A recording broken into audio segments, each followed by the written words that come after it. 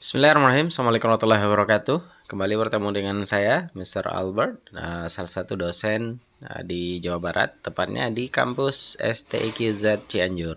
Nah, perkenalkan, saya dosen bahasa Inggris dan saat ini ingin mencoba untuk menjelaskan tentang moderasi beragama.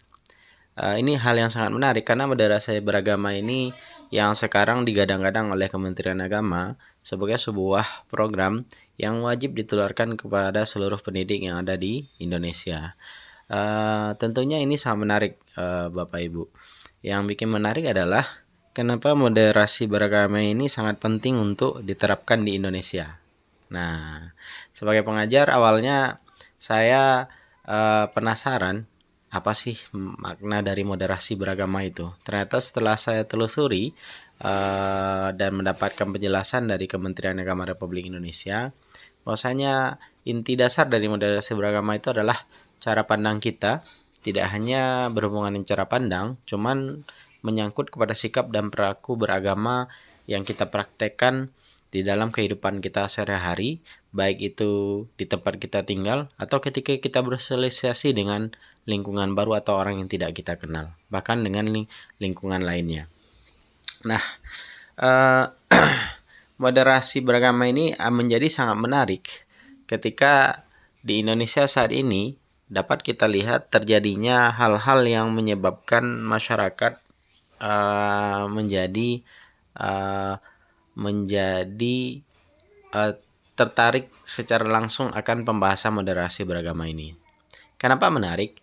Tentunya berdasarkan dari kisah-kisah aktual atau cerita-cerita faktual yang terjadi di Indonesia yang menyebabkan ini menjadi tolak ukur dari Kementerian Agama.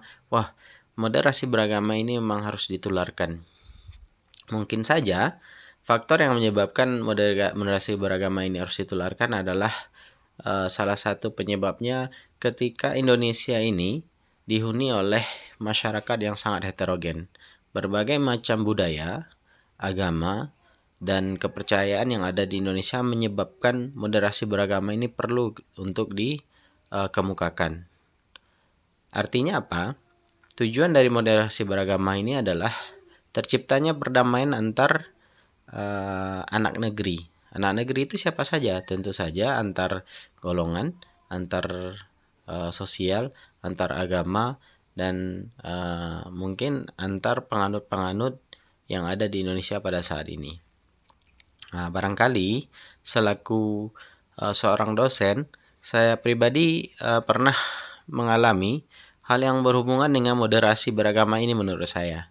Ketika saya pergi ke Bali waktu itu bersama keluarga besar, itu terjadilah ruang lingkup moderasi agama yang saya alami, di mana ketika itu saya lagi menikmati indahnya pantai Kuta Bali. Tiba-tiba istri saya mengatakan, ya perut lapar, dan otomatis saya langsung mencari sumber tempat orang menjual makanan pada saat itu.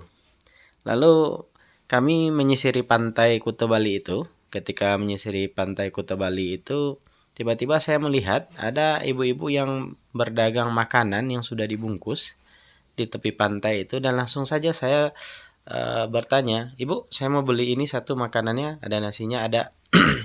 Dan luar biasanya adalah ketika saya mau membayar, mungkin karena si ibu itu melihat istri saya yang menggunakan hijab atau jilbab, tiba-tiba ibunya berkata, "Bapak, maaf, Bapak Muslim?"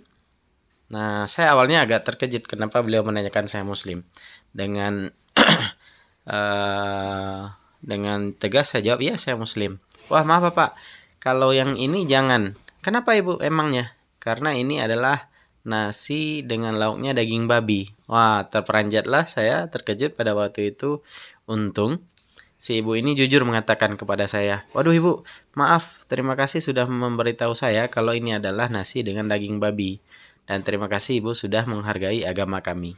Nah, di sana si ibu itu berkata kalau Bapak mau untuk yang halal di sebelah sana Pak. Di sana ada nasi daging ayam dan itu penjualnya adalah Muslim dan dibikin dengan cara yang halal.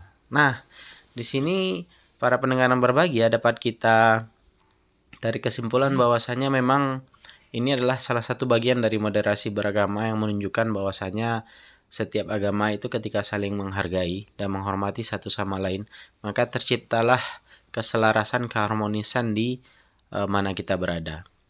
Jadi memang luar biasa ketika sifat moderasi beragama ini kita coba untuk perkenalkan kepada para mahasiswa dan para peserta didik kita, bahwasanya memang dimanapun kita berada, saya saja selaku dosen bahasa Inggris sangat merasakan ketika saya awalnya hanya berpikir bahwasanya dengan bahasa Inggris saya bisa ke luar negeri, bisa berkomunikasi dengan banyak orang.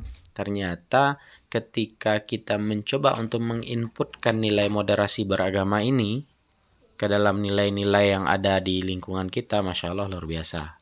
Oleh karena itu, kepada para pendengar dimanapun Anda berada, mari kita coba bagaimana moderasi beragama ini tertular kepada para peserta didik kita, bagi para dosen, dan juga pada lingkungan kita, anak-anak kita, sehingga apa?